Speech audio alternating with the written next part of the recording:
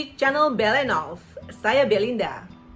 Saat ini kalian ada di channel yang membahas dan mengupas tentang traveling, info dunia, dan life story. Kalau kamu memiliki passion dalam hal-hal tersebut, then kamu sudah ada di channel yang tepat. So, welcome and get inspired. Di video kali ini kita akan menuju kota fashion dunia, Paris di Prancis. Dan kita akan melihat kemewahan fashion nomor 1 dunia, apalagi kalau bukan Louis Vuitton. So get ready, fasten your seatbelt, and let's take off.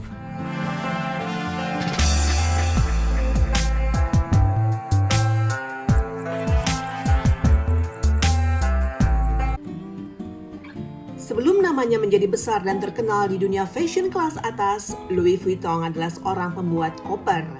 Dan ia memiliki toko sendiri di Paris. Bisnisnya lalu menjadi sangat besar ketika ia memperkenalkan koper dengan model bagian atas rata berbahan kanvas di tahun 1858 sehingga ringan dan efisien. Sebelum koper karya Louis Vuitton diperkenalkan, koper pada saat itu biasanya berbentuk cembung sehingga tidak dapat ditumpuk.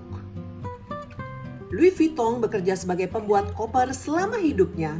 Dan ia juga selalu berusaha membangun reputasi yang gemilang untuk brand Louis Vuitton dengan selalu menampilkan desain yang inovatif dan tentunya berkualitas tinggi. Ketika Louis Vuitton meninggal di tahun 1892, putranya George mengambil alih perusahaan Louis Vuitton. Kemudian George memperluas dan mengembangkan produk-produk Louis Vuitton dan juga George lah yang menciptakan tampilan dan simbol khas Louis Vuitton yang kita kenal sampai saat ini. Pada tahun 1913, George membuka Louis Vuitton Building di Champs-Élysées, sebuah kawasan elit di kota Paris, Prancis. Disitulah Louis Vuitton menjadi toko yang menjual perlengkapan traveling terbesar di dunia pada saat itu. Dan dia kemudian membuka toko-toko lainnya di beberapa negara lain.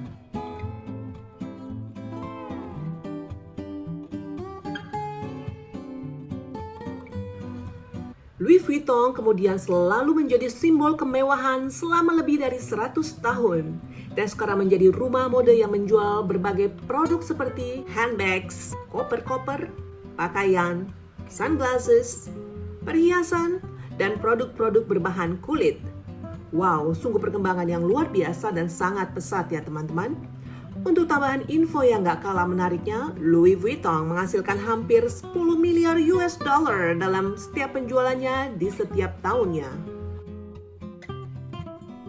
Jika kamu baru menemukan video ini, saya ucapkan selamat datang. Pastikan kamu subscribe channel Belenov dan juga mengklik tanda lonceng di bawah video ini agar kamu mendapatkan info saat video baru dibuat.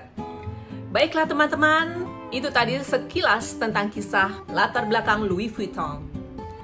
Sekarang mari kita bersama-sama melihat hal-hal menarik dan unik tentang Louis Vuitton. Nomor 1. Louis Vuitton lahir pada 4 Agustus 1821 di sebuah desa kecil bernama Ancay di pegunungan Prancis di bagian timur. Dibesarkan di keluarga miskin, nenek moyang Louis Vuitton berprofesi sebagai pembuat mebel, tukang kayu, petani, dan pembuat topi perempuan. Louis Vuitton meninggalkan rumah di usia 13 tahun. Ia menjadi yatim piatu pada usia yang sangat muda. Ibunya meninggal saat ia berusia 10 tahun dan tak lama kemudian ayahnya pun meninggal. Pada usia 13 tahun, ia memutuskan untuk pergi ke Paris dengan berjalan kaki dari rumahnya di tahun 1835 ke ibu kota pada musim semi. Perjalanan ini ditempuh selama 2 tahun dengan berjalan kaki. Yes, teman-teman, kalian gak salah dengar. Louis Vuitton berjalan kaki ke Paris dari rumahnya selama 2 tahun. Dalam perjalanannya, Louis Vuitton bekerja apa saja untuk mendapatkan uang dan tinggal dimanapun dia bisa.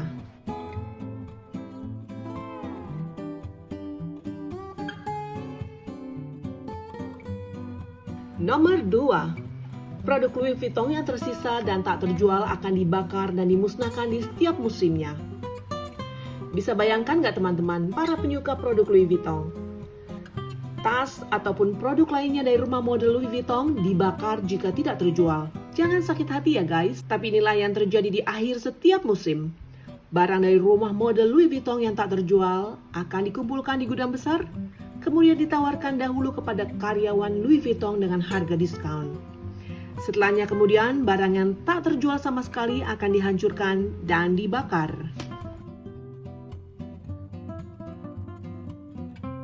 Nomor 3. Produk-produk Louis Vuitton tidak pernah dijual obral.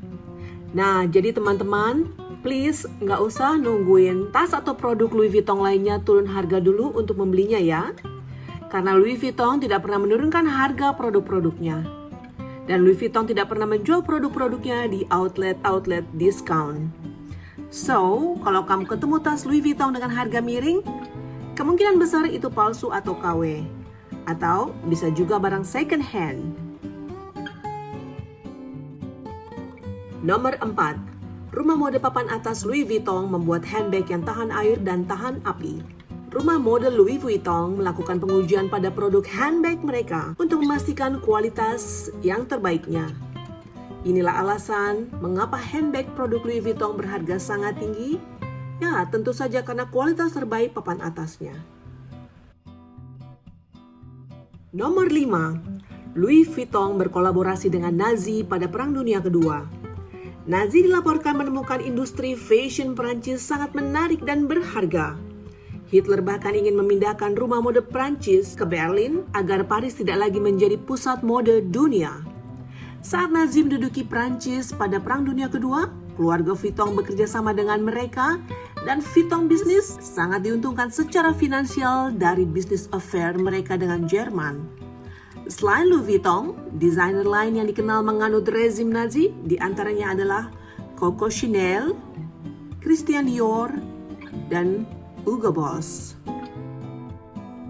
So teman-teman, itulah tadi beberapa fakta-fakta menarik tentang merek papan atas dari rumah mode dunia Louis Vuitton. Apakah kamu punya salah satu produk dari rumah mode Louis Vuitton seperti handbags, sunglasses, perfume, pakaian, atau koper-kopernya? Kamu bisa beritahukan kita di kolom komen di bawah video ini. You must have a lot of money. Bagaimana nih menurut kamu? Kira-kira berapa lama Louis Vuitton dapat tetap menjadi merek fashion mewah yang dominan? Share lagi pendapat kamu di kolom komen.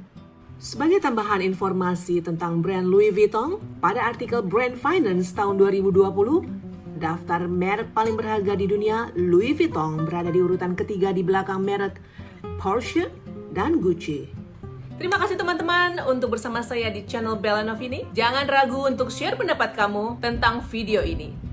Aku harap video ini menghibur dan dapat menambahkan informasi baru yang berguna bagi kalian semua. See you on my next video.